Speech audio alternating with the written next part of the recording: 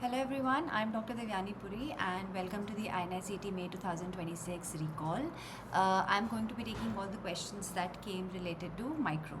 So in the first question, we had a 28-year-old patient who presented with some greenish frothy vaginal discharge and irritation. Remember, this is supposed to be a very specific history for one particular organism that I have taught you multiple times. Whenever we hear the word green frothy vaginal discharge, it has to be something related to a protozoa that we've been studying a lot. Let's see what were the further hints that they had given. Vaginal pH was raised. Obviously, whenever there's an infection, sometimes the vaginal pH can get increased. And the Amsel's criteria was negative. Amsel's criteria is something that was negative. This gave us a hint that this is not bacterial vaginosis, because remember, in the Amsel's criteria is something that we do for bacterial vaginosis. So when that is negative, so they have ruled out that this is not because of bacterial vaginosis. Now the wet mount examination was performed. What is the most likely morphology of the causative organism? So now, instead of just asking directly the organism's name, they have asked what is the morphology going to be. So let's see the options. Clue cells with Coccobacilli. Clue cells and Coccobacilli, this is something that they are talking about, bacterial vaginosis, right? This is what they are talking about. But obviously we have ruled that out, so it is not going to be the answer. Intracellular gram-negative diplococci with neutrophils. This points towards Neisseria gonorrhoeae. Right? We know Neisseria is a gram-negative Coccobacilli, or a gram-negative, diplococci, and we know it is intracellular. It will increase the neutrophils, but this is gonorrhea. Gonorrhea does not cause vaginitis. It causes cervicitis, right? We have read this also. It causes cervicitis, so this is not going to be the answer. Motile flagellated trophozoite with undulating membrane. So trophozoite with an undulating membrane like this, which is motile. This is the answer. This is what is your Trichomonas. It is your Trichomonas vaginalis. This is what causes this green frothy vaginal discharge. Sometimes you will see the strawberry cervix also, which is called as Colpitis macularis.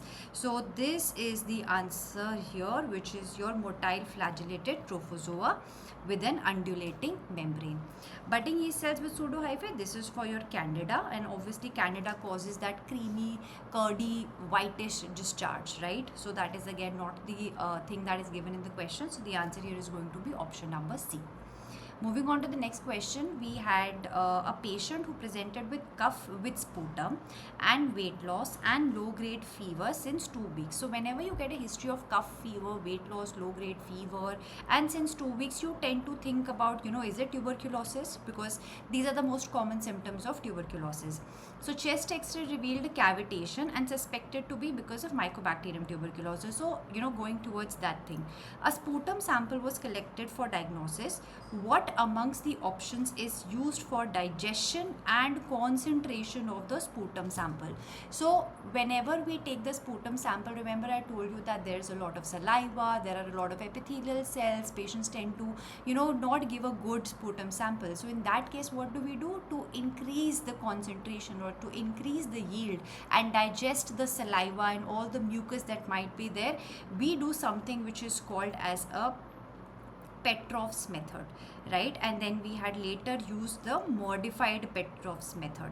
And in the modified Petrov's method, what do we use? We used NaOH, sodium hydroxide with N-acetylcysteine. NaOH helps to kind of increase the concentration. N-acetylcysteine helps in the digestion, right? This helps in the digestion, and this helps to increase the concentration or increase the yield of the bacteria. So the answer here is going to be option number D. All the other ones are not used for Petrov's method or for concentration of the sputum sample, right? So answer here is option number D. Moving on to the next one, we had a young female who presented with fatigue pallor, and symptoms suggestive of iron deficiency anemia. That means microcytic hypochromic type of an anemia. Now, microscopic image of the stool sample is given below. Which amongst the following statements is correct? So you have to find the correct statement. So if you look at the eggs here, so these are the eggs of an organism that are given in the image. Now you are seeing these multiple blastomeres. They can be 4, they can be 8, right? So these are your blastomeres, and this kind of an egg is something that you end up seeing in hookworm. And we also know that hookworms tend to drink a lot of blood. It can also lead to microcytic hypochromic anemia or iron deficiency anemia. So how do hookworms actually get inside your body? So for all the other nematodes that I taught you, I always said that ingestion of the eggs is the root, right? Mostly, except the filarial worms, mostly ingestion of the eggs are the root. But there were only 2 of them that were not through the ingestion of the egg. The first one was going to be the hookworms. The second one was your strongyloids. These are not by ingestion of the eggs.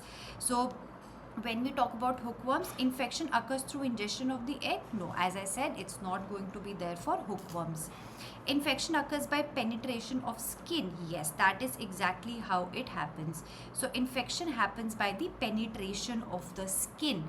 That is your larva that is penetrating the skin, and then it goes inside your bodies, gets converted into adult worm, all of that, releases the eggs. But the infection occurs through the larva penetration. It is not by the ingestion of the egg. So the answer here is option number B. Image shows Enterobius vermicularis. No, Enterobius vermicularis shows the D-shaped eggs. Remember that plano-convex eggs? We are not seeing that here. And it shows the Ascaris lumbricoids eggs. No, Ascaris eggs is more, bigger, and they have these. You can see the ova inside, but this is not the Ascaris egg. This is the egg of your hookworm.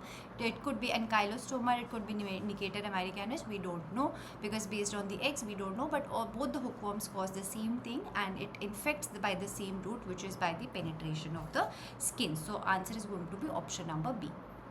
Moving on to the next one, we have question number 4. So a patient presents with fever, headache, and neck stiffness, and features suggestive of meningitis. Obviously, all these features are of meningitis. Now, CSF examination was performed with nigrosin stain. This is a very, very specific hint that you get for one particular organism that we have read a lot. But let's see, there is something more that they gave us, that it was capsulated budding yeast cells. So you were seeing capsulated budding yeast cells on a nigrosin stain, which is what? A negative stain, right? Instead of using the word India ink this time, they have used the stain name, which is your nigrosin stain. So it doesn't matter, the answer remains the same. We had to find the most likely causative organism. It remains the same, which was Cryptococcus neoformans. Cryptococcus neoformans causes meningitis. It is what we use the India ink stain or the nigrosin stain for, and it is capsulated budding yeast. Pneumocystis cerevisiae ends up usually causing pulmonary symptoms, right? It usually causes pulmonary symptoms. It doesn't really cause a lot of it doesn't really cause a lot of meningeal symptoms. And in this you would have eventually seen cyst, right, on the GMS stain. So we don't really do the nigrosin stain here. In the Aspergillus flavor, same thing, you would have got a lot of pulmonary symptoms, right? You would have gotten pulmonary symptoms, and you would have seen the hyphae, not the budding yeast cells. It is not a yeast, it is a mold. Histoplasma capsulatum, again something that is a dimorphic fungus. So you could have had again pulmonary symptoms mainly, but let's assume even if you had CNS symptoms, still you will not see the yeast wala form here. You don't see this. You see the yeast, the narrow based budding yeast cells within the macrophages. That is what you see, budding yeast cells within the macrophages. There is no capsule. Remember, I kept telling you, even though you have the word capsulatum, there is no capsule of histoplasma. So the answer here is going to be Cryptococcus neoformans. Nigrosin stain would have given you the answer of Cryptococcus neoformans, right? Okay, moving on. So which of the following statements is incorrect regarding the sterilization properties of the instrument given below? So a lot of students might have gotten confused ki what is this, right? So usually they don't end up giving this kind of an image. Usually they end you giving like a vertical autoclave. That is what the image they give, but this is a horizontal autoclave. So this is nothing but actually an autoclave also. But let's assume that you didn't know what this was, but if you would have looked at the options, it would have given you some kind of a hint that this is your autoclave, right? Now let's look at the options and we have to find the incorrect statement here. So this is a method of moist sterilization. Yes, we all know that, you know, from 100 and above, we all have the sterilization processes, which is your moist sterilization. So this autoclave does have a temperature beyond 100, it's 121 degree. So yes, this is a true statement. Commonly used for sterilizing culture media, yes, except for your LJ media, except for your LJ and your Loeffler serum slope. These are bioinspissation and tenderlization. Rest for all culture medias, we do use the autoclave method. So this is also a true statement. Air removal is done by Bovie-Dick test. So usually whenever we use this autoclave, first we have to remove all the air from the container that is there, and after that we start the autoclave process, because if the air is there, then the pressure will not be created and then the instruments will not be sterilized. So we do this by the Bovie-Dick test. Then spore control is Geobacillus stereothermophilus. That is also a true statement. So the only statement that is left now is option number E, which is biopsy instruments of Creutzfeldt-Jakob disease, which we all know is a prion disease, right? It is a prion disease, is completely destroyed at 121 degrees Celsius for 15 minutes. That is wrong. Remember that prion disease, prions are something that are very, very difficult to sterilize, and there are only 3 methods by which we can sterilize prions. We can use the autoclave, but instead of this we have to use a higher temperature of 134 degrees Celsius, and we have to do it at least minimum for 20 minutes. It can go up till an hour also, but minimum 20 minutes we have to do this process. This is a higher temperature for autoclave, and this will kill prions. The normal temperature that we have of 121 degrees Celsius for 15 minutes, that does not kill the prions, right? So we all know this, and we know that how we can use sodium hydroxide and other things that to kill the prions, but this does not kill the prions, which is at 121 degrees Celsius. So this is actually the incorrect statement here. Prions are not killed at this temperature of the autoclave, right? So this is our option number E. Moving on to the next one, we have question number 6. So now there is a female who was brought to the emergency department with diffuse erythematous rash and hypotensive shock. So she was menstruating with a history of use of tampon. So again, very, very direct thing. We know somebody coming with a hypotensive shock, right, and menstruating female with a history of tampons, this kind of totally suggests us that this has to be what? Toxic shock syndrome toxin, right? The toxin causing this disease acts by, so this time they have not asked about the toxic shock syndrome toxin, they act, where does it act? So we all know that toxic shock syndrome toxin is a super antigen, and these super antigens are the ones that don't go by that normal process of MHC presenting it to the T cells. It goes by a different method where it goes and attaches to the variable region on the T cell receptor and MHC2, leading to uninterrupted T cell stimulation, leading to cytokine release, leading to shock, right? So the answer is going to be binding to the variable beta region of the T cell receptor. So it binds on the outside of this place, and that is where it causes massive T cell stimulation, causing shock. Binding to the, other than that, all the other ones are obviously not the mechanism for the super antigen. So this is going to be the answer, which is option number D. Moving on to question number 7. So there is a 28-year-old sexually active male who presents with first multiple painful lesions over the penis. Remember, I always taught in class that we like to laugh at other people's pain. So whenever you get a painful ulcer, you will do what? You will do hee. And what was that hee? One he was for the herpes and the other he was for the Haemophilus ducreyi. Right, Haemophilus ducreyi.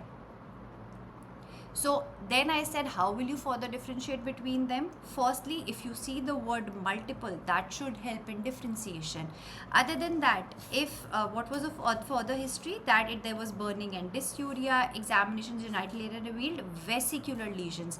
This is what should have given away the answer. The moment you use the word vesicular lesions, your answer had to be nothing else but herpes simplex virus, because herpes simplex is the one that shows you the vesicular lesions. Right? Vesicular means fluid filled lesion. So I had this whole flow chart for you guys in the mission classes, in the marathon classes, where we had made that flow chart. So this should have totally come up in the exam. So which of the following is the most likely causative agent? We know that it is going to be the herpes simplex virus. So Haemophilus ducreyi, yes, it is painful. Yes, it is painful, but not vesicular, right? It is not vesicular. Treponema pallidum is painless. Even Chlamydia trachomatis causing LGV is also painless, right? The inguinal area is, or the lymphadenopathy is painful in LGV, but the ulcer itself is painless. So the answer here is going to be the herpes simplex virus. Moving on to the next one, which of the following statements is or are true regarding the diphtheria toxin? So we have to find the multiple correct statements here. So let's go. It inhibits elongation factor 2. Right, it inhibits elongation factor 2. Yes, that is the true statement. It does inhibit the elongation factor 2, and which eventually leads to inhibition of the protein synthesis. It eventually leads to inhibition of the protein synthesis, and this protein synthesis leads to the formation of the pseudomembrane. Right, pseudomembrane formation in the diphtheria. It has two subunits, A and B. Yes, I told you that B is equal to the binding unit. This is what binds to the cells, and then A is the active fragment which goes and causes this ADP ribosylation of the elongation factor 2. So has affinity for myocardium and nervous system? Yes, I told you that in also rare cases it can cause your myocarditis, right? It can cause myocarditis. So yes, it can cause this and does have an affinity for myocardium and the nervous system.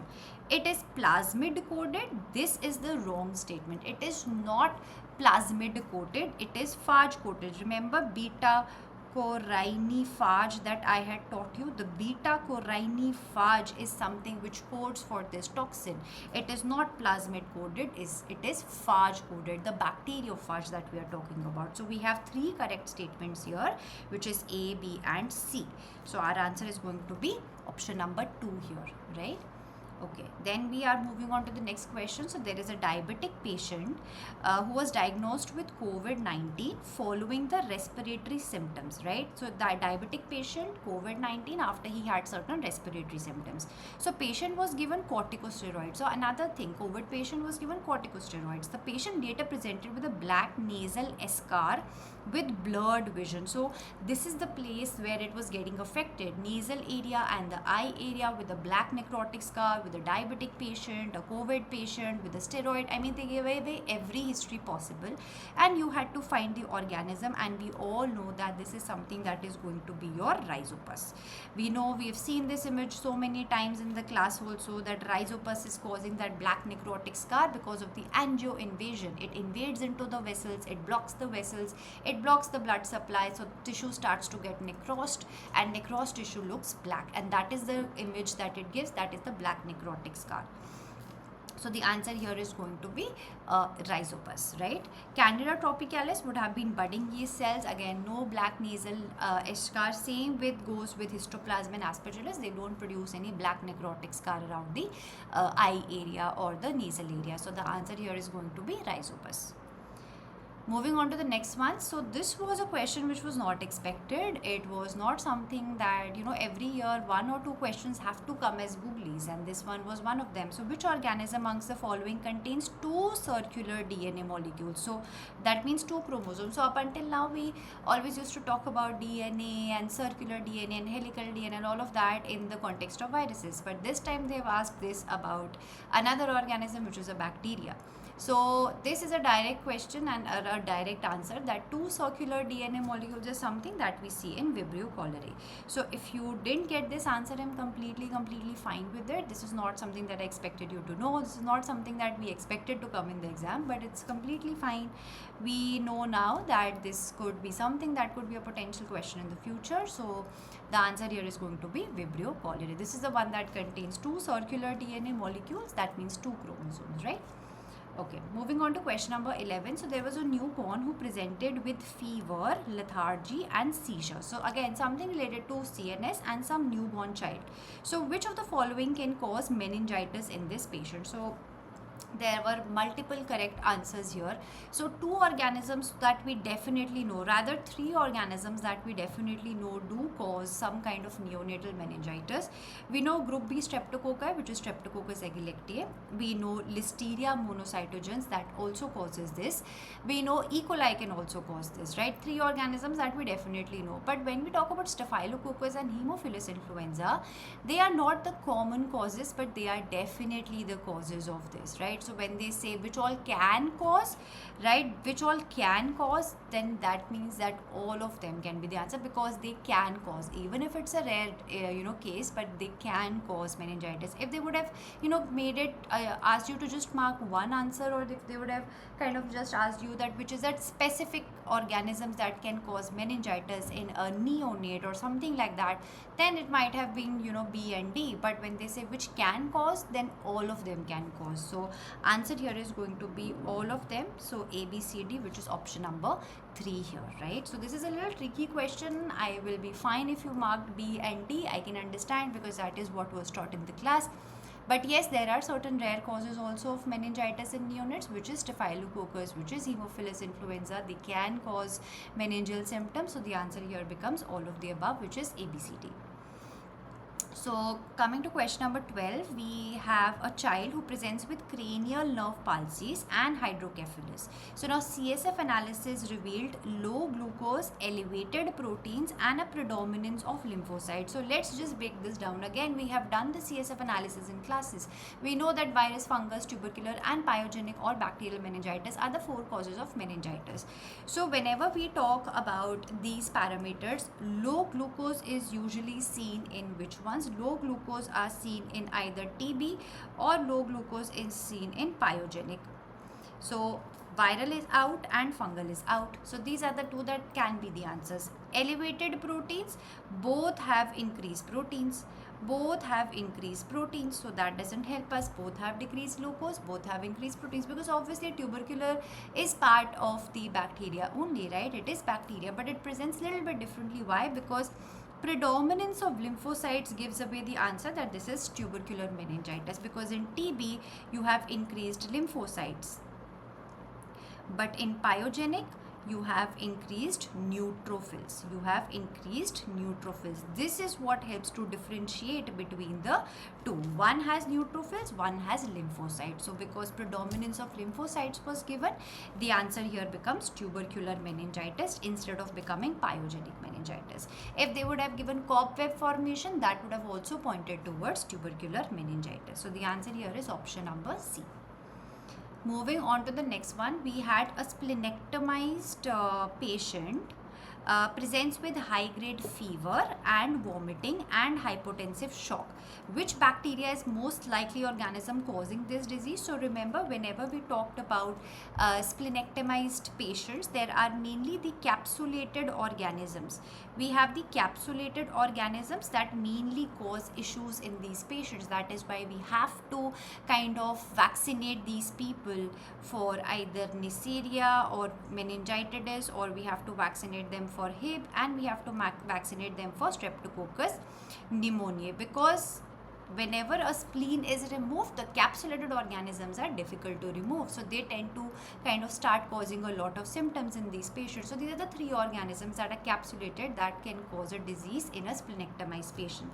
So among that, you were given the option of Streptococcus pneumoniae. That is why we end up giving people who are splenectomized and people who are old this Streptococcus pneumoniae or pneumococcal vaccine, right? Because and even young children, like extremely young children that don't have a good immunity, we do the pneumococcal vaccine for the simple reasons that this plenectomized patient or young and old, they don't have good immunity, and then these capsulated organisms can cause diseases in them.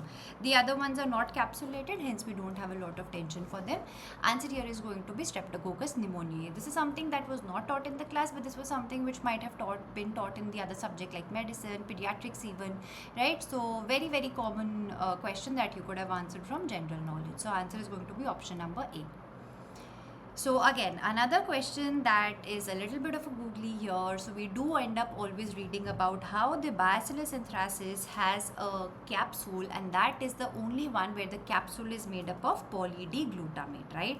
So we always talk about this, that all the other one have capsules that are made up of polysaccharide, but for Bacillus anthracis, the capsule is made up of polypeptide or polyglutamate or glutamic acid.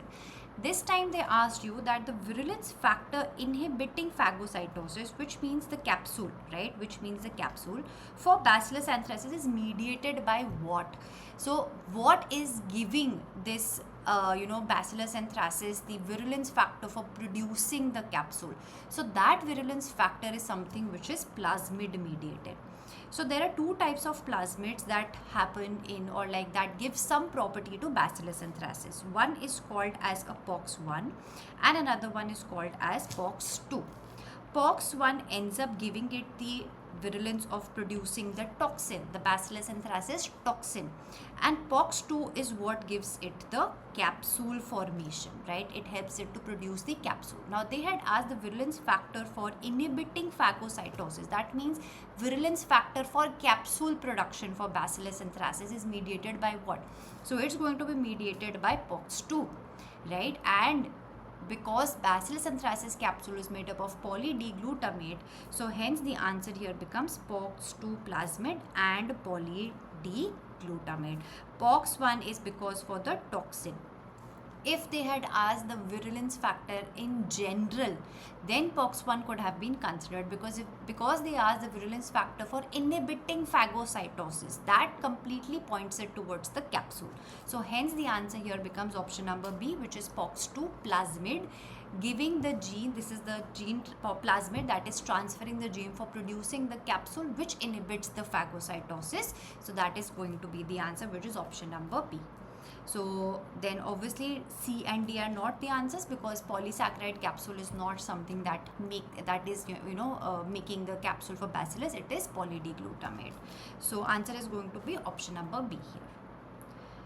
Moving on to the next question, we have a middle-aged woman who went to Assam and is now having cough, fever, weight loss and cavitary lesions in the lungs. So again, something which might look like TB, right? Might present like TB, cough, fever, weight loss, cavitary lesions, all pointing towards TB. Lung biopsy shows granulomatous caseous necrosis and Langerhans giant cells. So the moment you hear this, again, something that both this caseous necrosis and Langerhans cells is something that we also see in TB, but it is also seen in another organism called as histoplasma. Remember I told you that histoplasma mimics TB. It is going to be so similar to TB that clinically or even radiologically it becomes extremely difficult to differentiate them. So how do you differentiate them? You try to grow the histoplasma, or you try to grow the TB. When you try to grow the histoplasma, it is going to grow on the Sabrods dextrose agar, and it is a dimorphic fungus, so you will see the mold form, you will see the yeast form. If it was TB, then it would have grown on the LJ media and you would have seen that rough, buff and tough colony. So histoplasma will always be a differential diagnosis when it comes to TB. It will always be a differential diagnosis. So remember, the answer here is going to be histoplasma. Remember, sarcoidosis is also something that presents very much like TB, but caseous necrosis is something that is not there. There is no caseous necrosis in sarcoidosis, so that is why that is ruled out. Aspergillus is going to produce a fungal ball, right? It will produce a fungal ball. It does not produce these Langerhans giant cells and caseous necrosis, and nor does polyangiitis. So the answer here is going to be histoplasmosis. Histoplasma always a differential diagnosis for TB. Moving on to the next question, we have question number 16. So you have to match the following antibody fragments with the reagent used. So again, we have done this a lot of times in the class, where this was the antibody. We have a hinge region, we have a light chain and a heavy chain, and this hinge is broken down. I always told that antibody is like a protein. So whenever an enzyme acts, it will also break down. It just depends where the enzyme is acting. So this was the first image, this was the second image, and this was the third image that was given to you. A lot of time taught in the class. Remember, papain A, say it will cut above the hinge. So when it cuts above the hinge, you have 2 Fab fragments plus you have 1 FC fragment. So you have 2 Fab fragments and 1 FC fragments.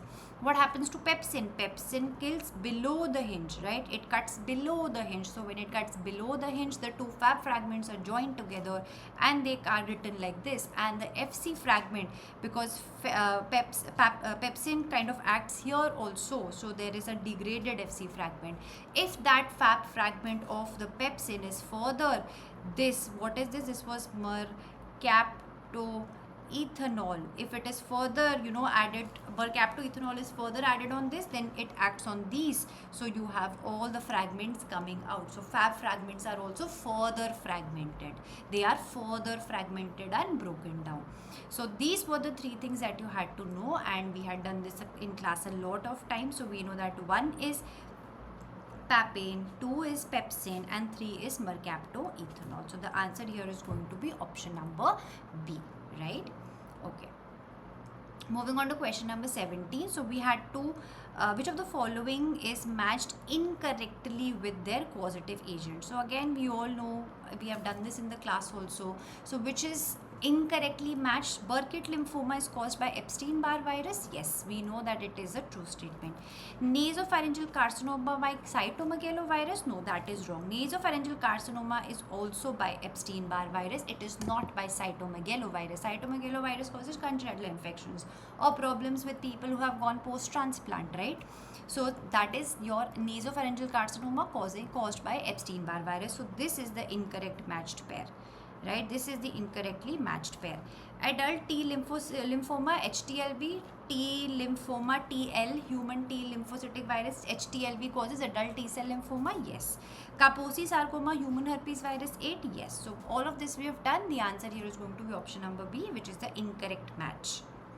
Finally, coming to the ESBLs, something we also did in class. Remember that whole Ambler classification that I talked about, how the beta-lactamases are of 4 different classes, right? A, B, C, and D, and then different types of beta-lactamases enzymes are produced, and there are 4 classes of beta-lactam drugs that it goes and kills. So when we are talking about the ESBLs, which are extended spectrum beta-lactamases producing organisms, which of the following statements are correct? So we have to find the correct statement.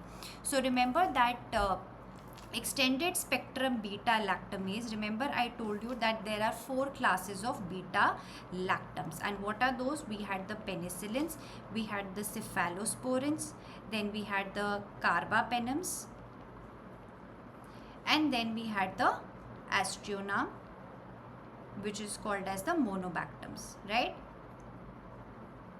So these are the 4 classes of beta lactams, and ESBLs goes and inhibits what? All the classes inhibits penicillin. ESBL also inhibits cephalosporins, and extended spectrum beta lactamase inhibits the aztreonam, right, which is the monobactam. The only thing it doesn't inhibit are the carbapenems. So we can give carbapenems as treatment whenever there are the organisms that are producing extended spectrum beta lactamases. This is the part of the A class, and they are having the serine receptors. This is something that was there in the Ambler classification. Now let's see what are the options, and we have to find the correct statements. ESBL enzymes are commonly plasmid mediated. Yes, they are plasmid mediated. Plasmids are the ones that gives the organisms this ability or the gene to produce the extended spectrum beta lactamases. Most of these antibiotic resistant genes are transmitted by the plasmids, right? So this is true statement.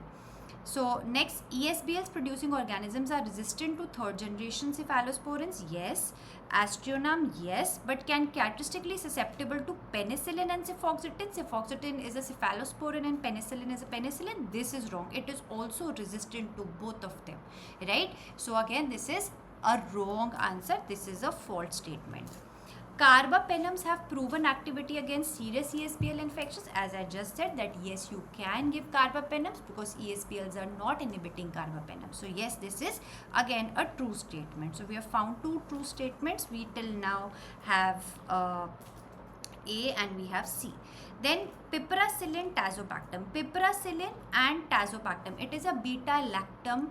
Beta-lactam is inhibitor combination. So it is a combination. Piperacillin and tazobactam is used as an alternative to selected ESBL infections depending upon source. Yes, so you can combine a beta-lactam and a beta-lactam is inhibitor, right? So beta-lactam being tazobactam, beta-lactam is inhibitor being piperacillin. So whenever they are combined, they can act against ESBL. So this is also a true statement. So we have found three true statements here, A, C and D. So our answer here becomes option number A. Right, so we had to find the correct statement. So they are the correct statements here, which is option number A, the option number 1. So this brings us to the end of the recall, and I hope all the questions are covered and all your doubts are solved, and stay tuned for more.